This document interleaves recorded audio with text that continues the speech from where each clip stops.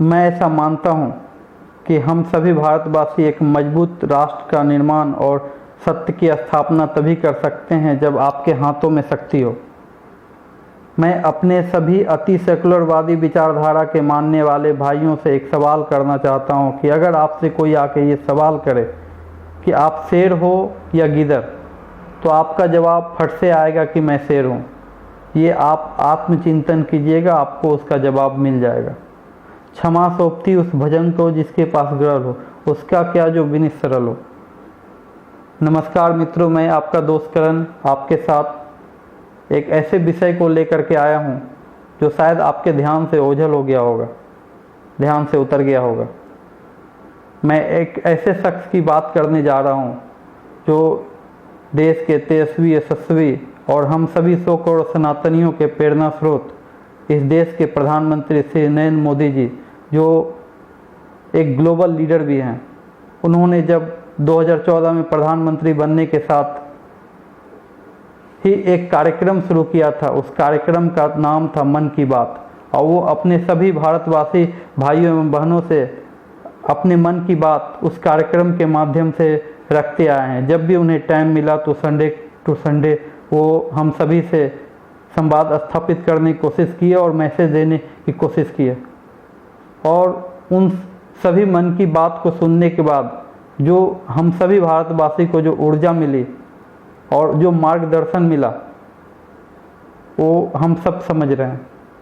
तो वैसे ही जब मन की बात हमारे देश के प्रधानमंत्री जी ने शुरू करी थी और फर्स्ट एपिसोड में ही उन्होंने हम लोगों के सामने एक कहानी के माध्यम से हम सभी भारतवासियों को एक मैसेज देने का काम किया। शायद आप लोगों के ध्यान से उतर गया हो, मैं उसी को आज रोशनी में लाना चाहता हूँ।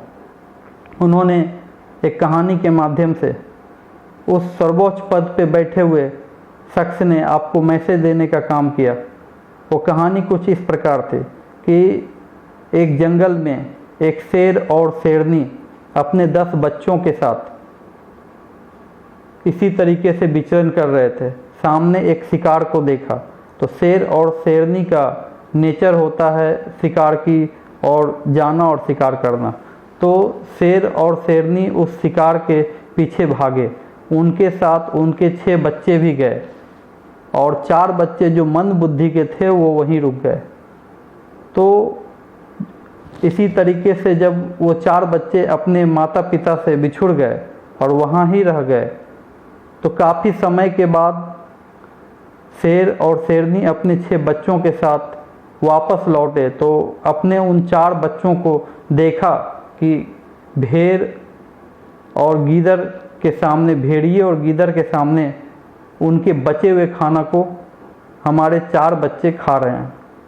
तो शेर ने जाकर के अपने बच्चों से बोला, तुम मेरे बच्चे हो, तो ये क्या कर रहे हो। तो उस शेर के बच्चे जो मंद बुद्धि के थे, जो बिछड़ गए थे, उसने बोला कि नहीं, मैं आपका बच्चा नहीं हूँ, मैं इन भेड़िए और गीदड़ों का बच्चा हूँ, मैं इन्हीं के साथ रहा हूँ, इन्हीं के साथ पला हूँ, इन्हीं के साथ रहता हूँ, मैं इन्हीं का बच्चा हूँ। तो शेर ने अपने 4 बच्चों को पकड़ के एक तालाब पोखर के पास ले गए और उस पानी में अपने प्रतिबिंब को और अपने 4 बच्चों के प्रतिबिंब को दिखाया और बताया कि देख, मेरा और तेरा शक्ल सेम सेम है। तब भी वो 4 मंद बुद्धि के 4 बच्चे इस बात को कतई मानने के लिए तैयार नहीं थे कि वो शेर के बच्चे हैं। शेर को गुस्सा आया और शेर ने बहुत कस के दहाड़ लगाई। उसका अपोजिट रिएक्शन उन 4 मंद बुद्धि शेर के बच्चों ने भी दहाड़ लगाई। तो फिर शेर ने बोला, देख, तेरी और हमारी आवाज़ भी एक है। तब जाकर के शेर के बच्चे को एहसास हुआ कि हाँ, मैं आपका बच्चा हूँ।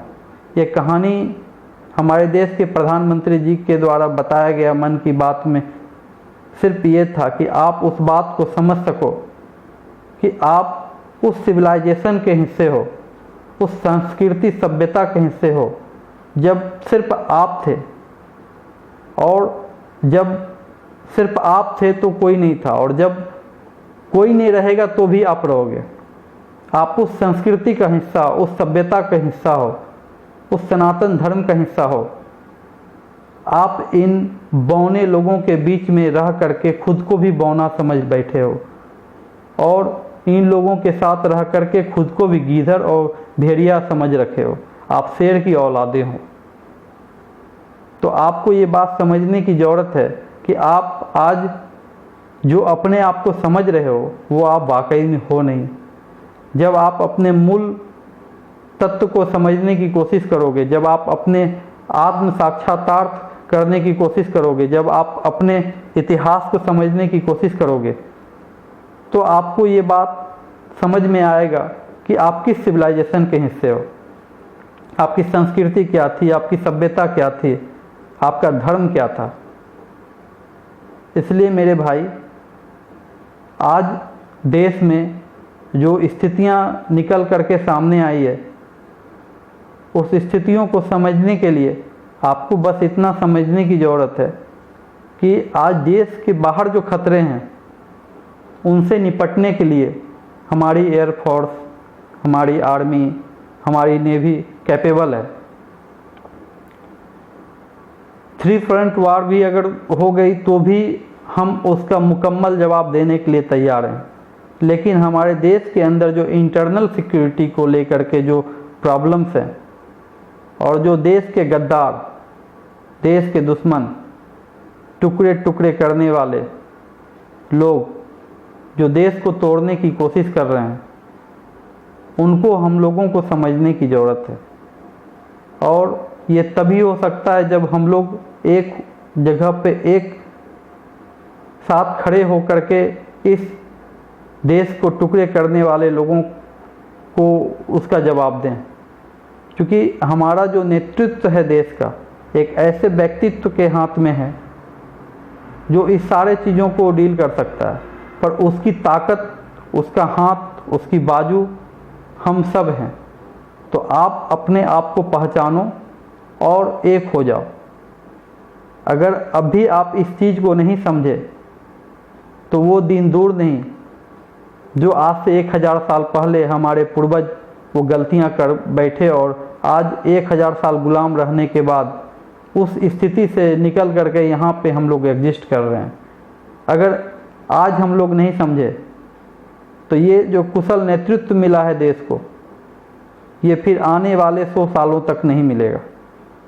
इसलिए मेरे भाइयों, मेरे बहनों, मेरे दोस्तों, मेरे मित्रों, आप इस बात को समझने की कोशिश करो कि देश के जो खतरे हैं उसे अगर आप थोड़ा भी मूल्यांकन करने की कोशिश करोगे तो ज़्यादा दूर जाने की आवश्यकता नहीं है।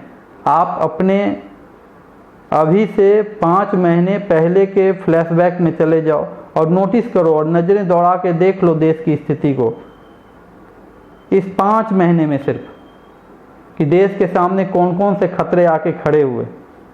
अगर इतना भी आप कर लिए तो आपको समझ में आ जाएगा कि आप किस खतरों से लड़ रहे हो। और आपको मैं ज़्यादा डिटेल में बताना नहीं चाहता, अगर डिटेल में बताऊंगा तो आप बहुत ज़्यादा दुखी हो जाओगे। बस आप एक साथ हो जाओ, क्योंकि सब ऋषि कश्यप के ही संतान हैं। आज जैसे बॉर्डर पे खड़ा हमारा भाई देश की रक्षा के लिए खड़ा है, ठीक उसी प्रकार आप हम सब देश के एक सैनिक के तौर पे ही हैं। और हम सब जब एक होंगे तभी इन सभी लोगों को मुकम्मल जवाब दे पाएंगे। जब आप खुद में होने का एहसास करोगे तभी आप जो लक्ष्य निर्धारित किए हो उसकी तरफ बढ़ सकोगे। हमारे भाई, हमारे दोस्त जो फर्स्ट टाइम इस वीडियो के माध्यम से मेरे साथ जुड़े हैं, उन सभी भाइयों को मैं बोलना चाहता हूँ, करबद्ध प्रार्थना करना चाहता हूँ कि इस चैनल को सब्सक्राइब कर लें। इस चैनल का नाम है करण भाई भारत की आवाज़। और ये चैनल बनाने का सिर्फ एक ही उद्देश्य है, वो है आपके अंदर सोए हुए राष्ट्रवाद को जगाना। मैं इसी तरीके से आपके साथ देश के उन सभी जो खतरे हैं, उन सभी विषय पे इस वीडियो के माध्यम से हमेशा आता रहूँगा और आपको बताता रहूँगा। और राष्ट्रहित सर्वोपरि है हम लोगों के लिए। इसलिए इस नेशन को, इस राष्ट्र को एक मजबूत राष्ट्र के रूप में देखना चाहते हैं तो हम सभी भाई एक होकर के आगे आएं और इस देश को बचाएं। क्योंकि आज अगर हम लोग नहीं समझे तो फिर समझने का आने वाले समय में मौका भी नहीं मिलेगा। इसी तरीके से मैं वीडियो के माध्यम से आप लोगों के साथ आता रहूँगा। जय श्री राम, जय हिंद, जय भारत, जय सनातन।